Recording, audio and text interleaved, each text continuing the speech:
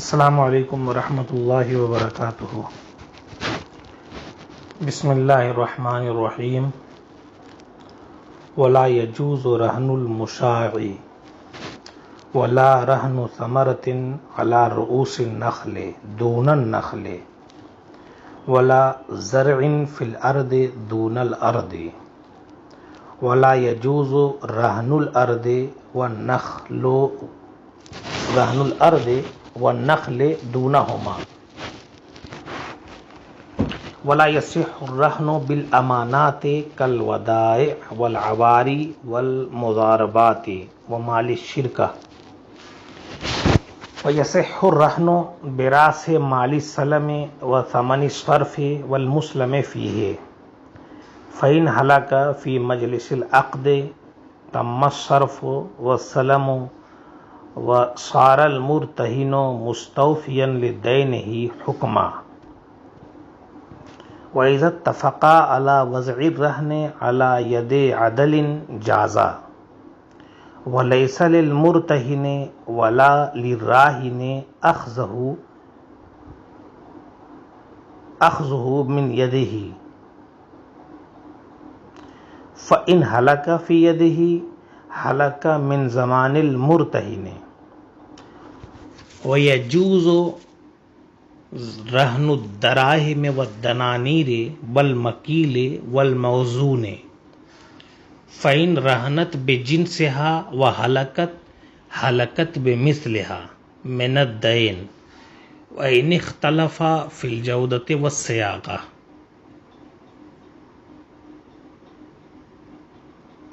ومن كان له دين على غيره فأخذ منه مثل دينه فأنفقه ثم علم أنه كان ضيوفا فلا شيء له عند أبي حنيفة وقال أبو يوسف ومحمد يرد مثل الضيوف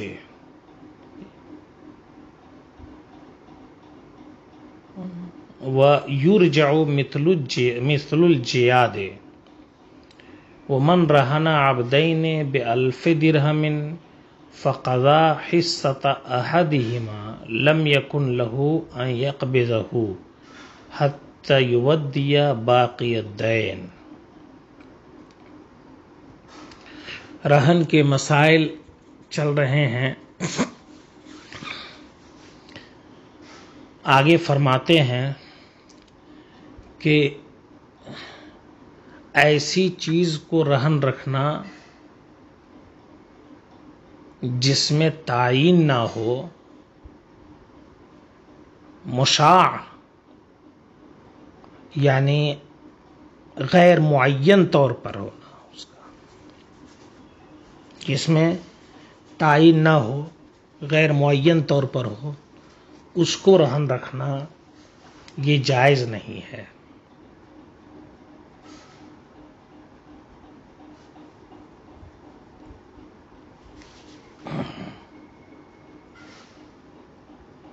یا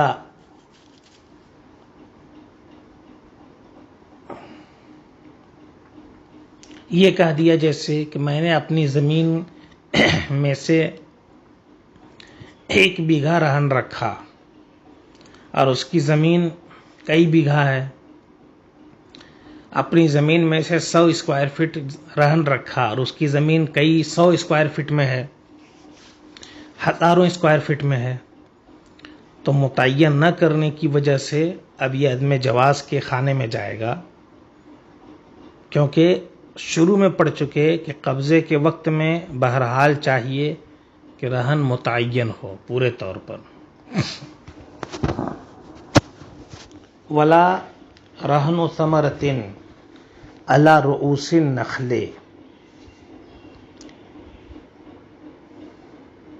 دون النخل ولا زرع فی الارض دون الارض، اور جائز نہیں ہے پھل کو رہن رکھنا درخت کے اوپر۔ نخل سے کا معنی کھجور ہے، مراد یہاں درخت ہے۔ پھل کو رہن رکھنا جو درخت پر لگے ہوں بغیر درخت کے یہ جائز نہیں۔ اسی طریقے سے کھیتی کو رہن رکھنا جو زمین پر لگی ہوئی ہے بغیر زمین کے، یہ بھی جائز نہیں ہے۔ یعنی آم کے موقع پر کوئی شخص رہن رکھتا ہے اور اس طور پر کہتا ہے کہ اس آم کے پیڑ میں جتنے پھل لگے ہوئے ہیں وہ سب میں آپ کے پاس رہن رکھتا ہوں، لیکن پیڑ رہن نہیں رکھوں گا۔ اسی طریقے سے وہ کہتا ہے کہ یہ زمین میں جو دھان کے پودے لگے ہوئے ہیں کھیت میں، ان پودوں کو رہن رکھتا ہوں، گیہوں کو رہن رکھتا ہوں، لیکن زمین کو رہن نہیں رکھتا، تو یہ جائز نہیں ہے۔ اور اس کے عدم جواز کی وجہ صاف ہے کہ یہ الگ کر کے حاصل کرنا مرتہن کے لیے مشکل ہے۔ اور یہاں عالم یہ ہے کہ درخت کے پھل درخت کے ساتھ لگے ہوئے ہیں، تو پھر ایسی صورت میں اچھا یہ جوڑا بھی نہیں، کسی نے خود ہی جڑے ہوئے ہیں، تو گویا یہ ایسی صورت میں مرتہن کے لیے ضرر ہے، اس کا قبضہ مکمل نہیں ہوگا، اور آپ جانتے ہیں کہ قبضے کے بغیر یہ تام نہیں ہوتا۔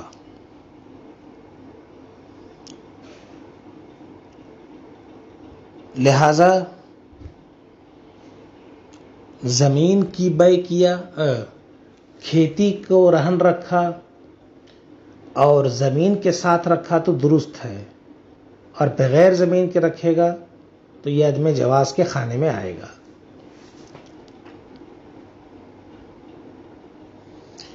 اسی کو الٹ دیں، فرماتے ہیں وَلَا يَجُوزُ رَهْنُ الْأَرْضِ وَالنَّخْلِ دُونَهُمَا۔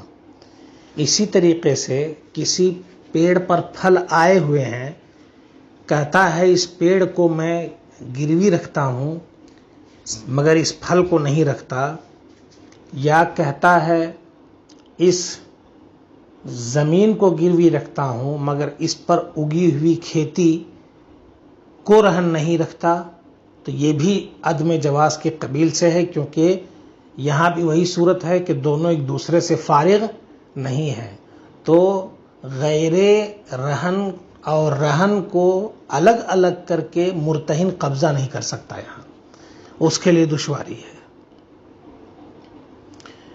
وَلَا يَصِحُ الرَّهْنُ بِالْأَمَانَاتِ،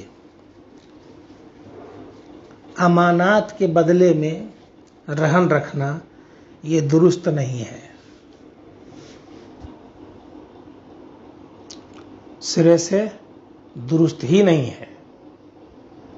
امانات کے بدلے میں کیا مطلب ہوا؟ جیسے میں نے آپ کے پاس کوئی سامان امانت کے طور پر رکھ دیا، اب آپ اس کے بدلے میں میرے پاس کوئی چیز رہن رکھیں، یہ درست ہی نہیں ہے، اس لیے کہ ملکیت کی حفاظت کے لیے رہن رکھا جاتا ہے۔ آپ نے کسی سے کوئی سامان خرید لیا تو دام کا مالک بیچنے والا ہو گیا، اور آپ دام بھی دے نہیں رہے ہیں، تو اس کی ملکیت میں جو دام ہے اس کی حفاظت کے لیے اب یہاں مشتری رہن رکھے گا۔ اور امانت کا مطلب یہ ہے کہ اس میں جس کے پاس امانت رکھی جائے، امانت دار، اس کی تو ملکیت ہوتی نہیں ہے، تو وہ کیوں رہن کے طور پر کوئی چیز دوسرے کو دے گا؟ اگر دیتا بھی ہے امانت رکھنے والے کو، تو ایسی صورت میں یہ دینے کے بعد بھی رہن کے قبیل سے آئے گا نہیں۔ تو امانت کی صورتوں کو ہی بیان کر دے رہے ہیں، جیسے کہ ودیعت ہے، یہ امانت ہی ہے. عواری ہے، کسی سے عاریتن کوئی چیز مانگ لینا، جیسے آپ نے کسی سے سائیکل مانگ لی کہ مجھے دیجئے فلاں کام ہے، تو اس کے بدلے میں آپ کو کچھ دینا نہیں ہے، کیونکہ یہ آپ کے پاس بطور امانت ہے. ابھی ملکیت آپ کی اس پر نہیں ہوئی، یا سامنے والے کی ملکیت سے کوئی چیز نکلی نہیں ہے، اسی کی ملکیت میں ہے، تو پھر یہاں پر رہن کا کوئی مسئلہ نہیں ہے. والمضاربات، اور جیسے کہ مضاربات اور شرکت والی صورت ہوتی ہے. مضاربت آگے چل کر کے گفتگو آئے گی انشاءاللہ عقد مضاربت کی، کہ دو لوگ شریک ہو کر کے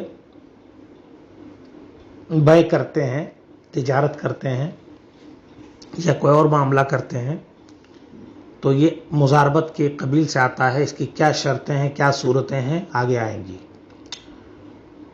اور یہی حال مال شرکت کا بھی ہے کہ دو لوگ شریک ہیں، میں اور آپ دونوں کسی مال میں شریک ہیں، تو پھر آپ کے پاس وہ مال اگر ہو تو آپ میں مجھے رہن کے طور پر کچھ نہیں دیں گے، کیونکہ ابھی اس میں ملکیت متعین نہیں ہے کسی ایک کی، دونوں کے دونوں شریک ہیں، تو دونوں میں سے کسی کے پاس بھی رہے وہ مالک ہی کے پاس ہے اور ملکیت سے خارج نہیں ہوا ہے.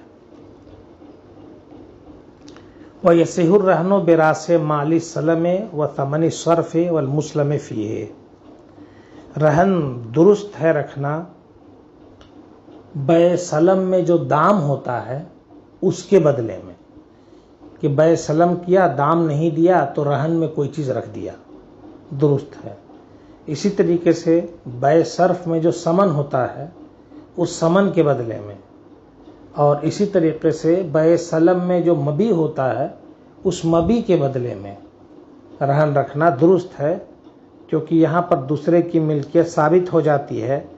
لہذا مقصود ہے کہ کوئی ضمانت لے، اور ضمانت جو ہے رہن ہی کے ذریعہ ہے، تو پھر ایسی صورت میں رہن رکھ سکتا ہے، درست ہے. فَإِنْ هَلَكَ فِي مَجْلِسِ الْعَقْدِ. اب اگر عقد ہی کی مجلس میں وہ ہلاک ہو گیا، کون؟ وہ رہن جو ہے وہ عقد ہی کی مجلس میں ہلاک ہو گیا، جو یہ مسئلہ چل رہا ہے سامنے، تو کیا حکم ہوگا؟ ہلاک فی زمان المرتہن، تو مرتہن کے زمان میں ہلاک ہوا، یعنی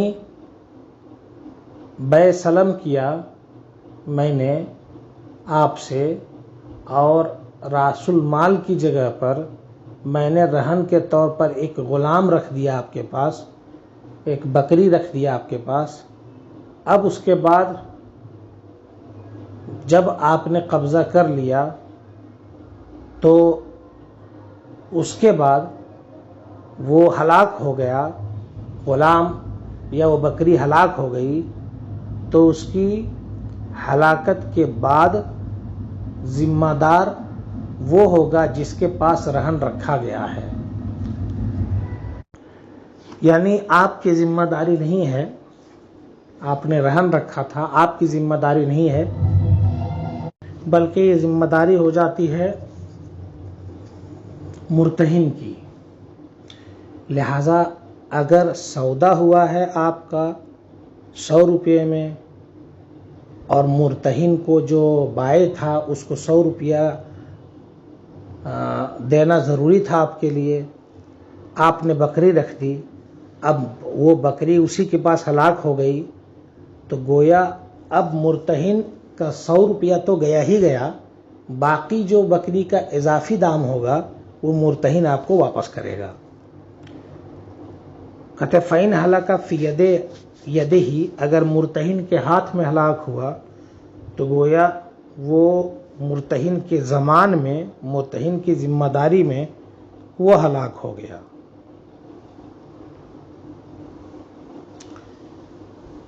وَيَجُوزُ رَهْنُ الدَّرَاهِمِ وَالدَّنَانِيرِ.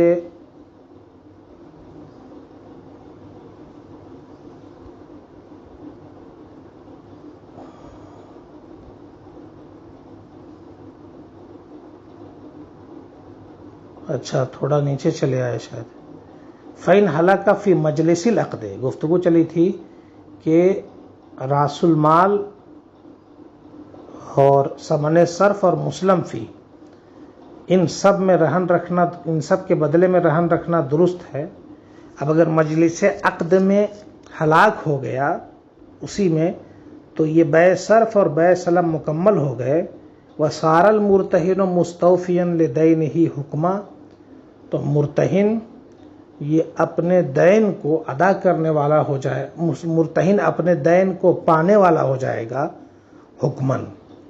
گفتگو وہی جو ابھی آپ کے سامنے میں نے پیش کی کہ مرتہن کے پاس جو سامان رکھا اگر برابر برابر ہے کہ جتنا دین تھا راہن کے اوپر اتنا ہی کا سامان ہلاک ہوا مرتہن کے پاس سے، تو ایسی صورت میں یعنی رہن میں سے رہن جو ہے اتنا ہی کا تھا اور وہ ہلاک ہو گیا مرتہن کے پاس، تو گویا اب مرتہن کو کچھ نہیں ملے گا، جو اس کا حق تھا اس نے پا لیا پورا پورا.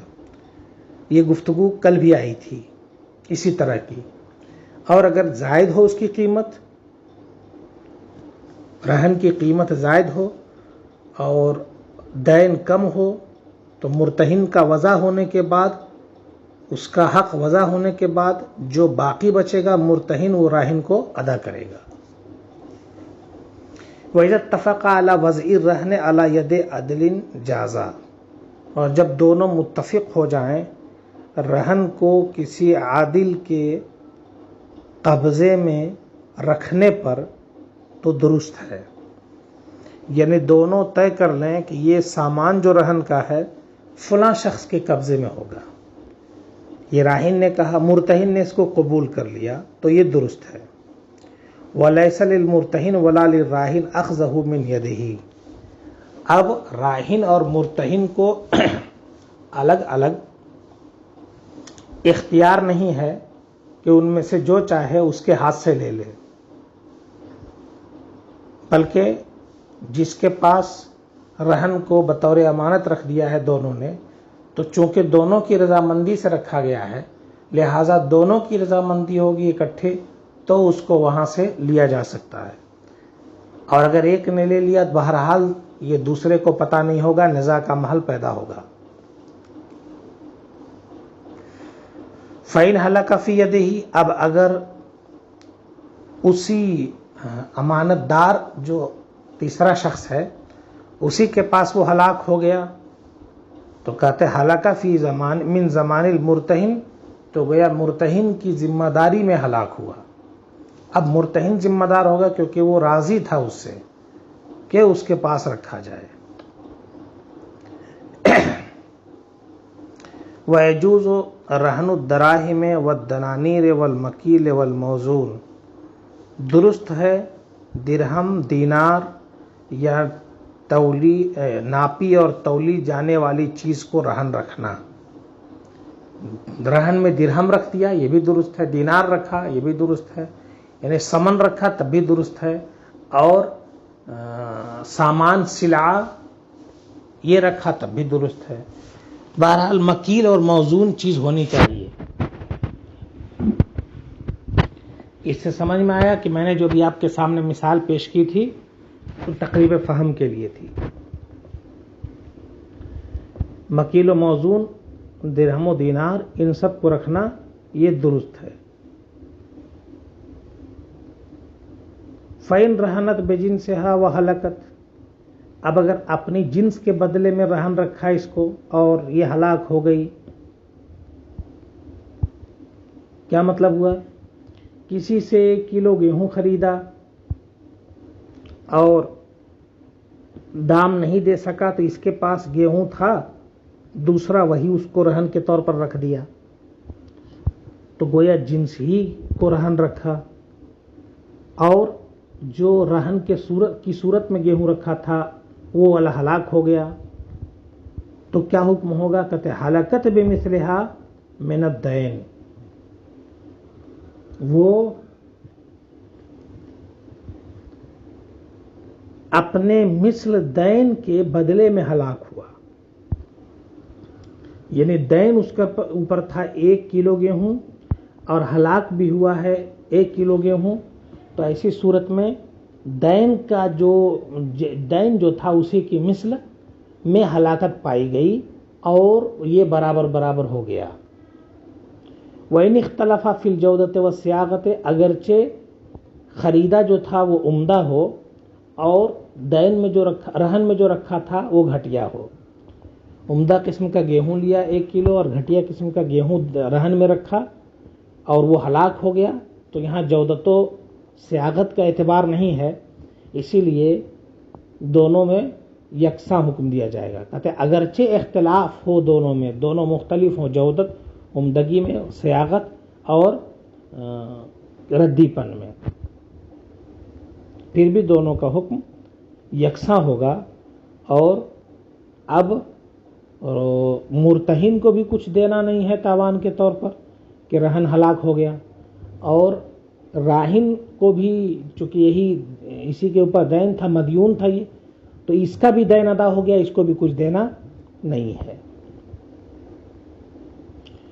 आगे फरमाते वमन काना लहू दैनुन अला गैरिही, जिसके ऊपर दूसरे का दैन था, फअखज़ मिन्हु मिसला दैनिही, तो अपने दैन के बराबर उसमें से ले लिया, उससे ले लिया, मदयून से अपने दैन के बराबर चीज़ ले ली। जैसे किसी के ऊपर 10 किलो गेहूं दैन की सूरत में था, अब इसने अपने दैन के बराबर उससे ले लिया, 10 किलो गेहूं वसूल कर लिया। फ़ानफ़क़हु, और उसको खा गया, दाइन जो था वो खा गया।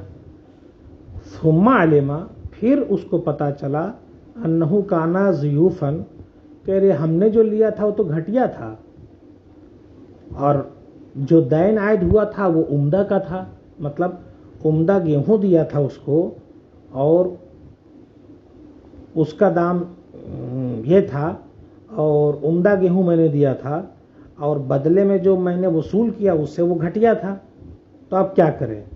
फरमाते हैं फला शयअ लहू इंदा अबी हनीफता, इमाम आज़म फरमाते हैं अब वसूल हो गया, अब ये किसी चीज़ का उससे मुतालबा नहीं करेगा और उम्दगी और घटियापन का एतबार नहीं किया जाएगा। और इमाम अबू यूसुफ इमाम मोहम्मद फरमाते हैं कि अंदाज़ा किया जाएगा कितना नुकसान हुआ है, तो इसलिए किया ये जाएगा कि 10 किलो जो घटिया लिया था उसी की मिस्ल वापस कर देगा, मतलब उसी तरह का 10 किलो ले करके और वापस कर देगा, और जो दैन की सूरत में उम्दा 10 किलो था उसके लिए मुतालबा करेगा। कहते हैं कि मजहूल मारूफ दोनों पढ़ सकते हैं, यरुद्द मिस्ल ज़ुयूफ़, लौटा देगा घटिया के मिस्ल, व यरजिउ मिस्ल जियाद, और उम्दा के मिस्ल के लिए रुजू करेगा।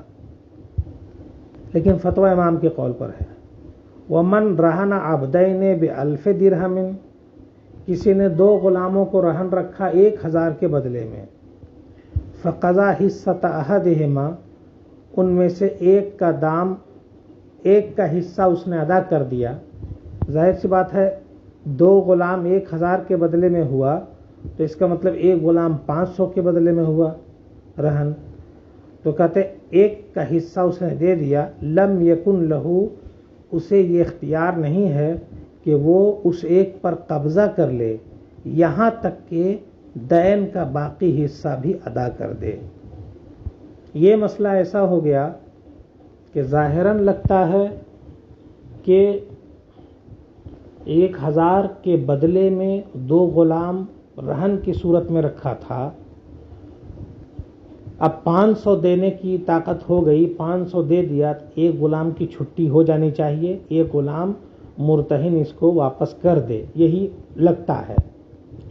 लेकिन हकीकत ये है कि 1000 रुपया वो दोनों गुलाम के बदले में है, यानी उस 1000 के हर रुपये में दोनों गुलाम शरीक हैं।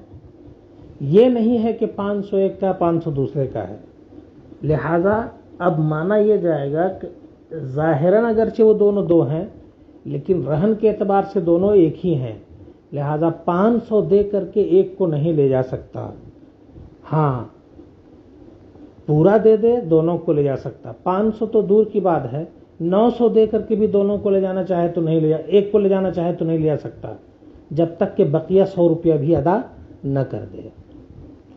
और अगर रहन में ये कहा था कि तुम्हारा 1000 मेरे ऊपर है दैन की सूरत में, तो उसके बदले में मैं तुमको गुलाम देता हूँ, 2 रहन रखता हूँ तुम्हारे पास, 500 का के बदले में इस गुलाम को और 500 के बदले में इस गुलाम को, अगर इस तौर पर करके और रहन रखा था तो ऐसी सूरत में ये 500 अदा करेगा तो एक गुलाम उसमें से ले जा सकता है, कब्जा कर लेगा। मुर्तहिन मजबूर नहीं कर सकता कि आप 1000 देने के बाद ही ले जाइएगा, इसलिए कि यहाँ मुतय्यन कर दिया था 500 के बदले में 1 है, 500 के बदले में 1 है।